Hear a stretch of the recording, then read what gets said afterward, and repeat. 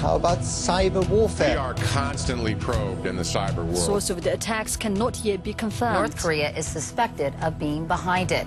U.S. and South Korean government websites come under attack. Cyber warfare or no big deal? Next on Global Pulse. A comparison of how broadcasters worldwide are covering cyber attacks. While America celebrated its birthday, several government websites were under a silent attack. I'm Erin Coker. The U.S. wasn't alone. South Korea was also attacked. And as South Korea's KBS News reports, their number one suspect was their old nemesis to the north. North Korea has been preparing cyber warfare since the 1990s. This is one of the reasons North Korea is blamed for today's cyber attack. North Korea has been using the internet for military purposes. The U.S. Defense Department has tracked back the records of which countries have visited various official U.S. websites. The results show that North Korea has visited those websites the most. Recently, North Korea condemned a U.S.-South Korea joint cyber exercise. America's puppet state is involved in a joint cyber exercise led by the U.S. We have no patience for their provocative behavior, which attempts to invade North Korea. The North Korean Special Military Force for Cyber Warfare is known to consist of hundreds of soldiers.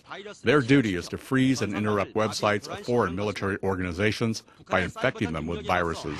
However, the BBC was skeptical that North Korea was the culprit and explained how your computer could be involved. You might be forgiven for wondering how a country which can't even generate enough electricity to light its own cities could possibly breach American government security. But somebody has done just that.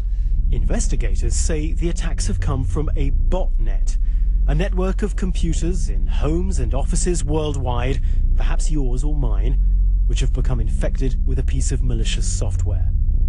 Someone's using that botnet to send millions of messages to US government sites, in effect jamming them. But who? This kind of specific attack is not that malicious. It's like you said, throwing bricks through the window or painting graffiti on government buildings. It's not really hurting anyone that much today. But there are other types of attacks that are much more malicious. And maybe the BBC is right to be skeptical. According to BKI Security in Hanoi, the attacks were launched from 166,000 computers in 74 countries and was controlled by a server in the UK. That server may have been in turn controlled by another computer based in Miami, Florida. Confused? That's a problem with trying to find the source of a cyber attack. Hackers are constantly attacking computers worldwide. So why was so much attention paid to this attack? Could it be media hype? For example, back in April, after an alleged attack by the Chinese, CNN's Lou Dobbs used the opportunity for a little self-promotion. We've been reporting here on the cyber warfare threat from Communist China for literally years. The security breach exposes our most sensitive government information.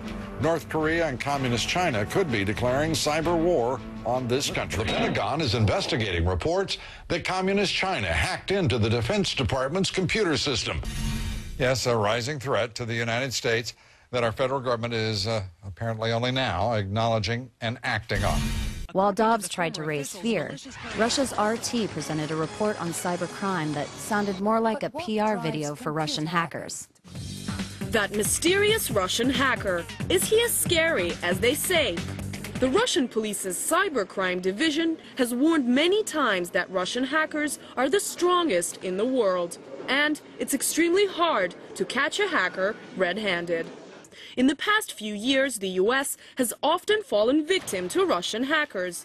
They've broken into the systems of major companies and even the Pentagon. America, as a leader in computer technology, is a juicy target for hackers. I don't know if Americans are afraid of us, but we're definitely not afraid of them. Half of our country is made up of hackers. Why would we be afraid of the Americans when we're the ones stealing their products and their software? According to security experts, hackers could be stopped cold if computer users simply updated their antivirus software and stayed away from sketchy websites. So, were you scared by the media? Were these recent cyber attacks a real threat, or was it just media hype? Tell us what you think. For Global Pulse, I'm Erin Coker.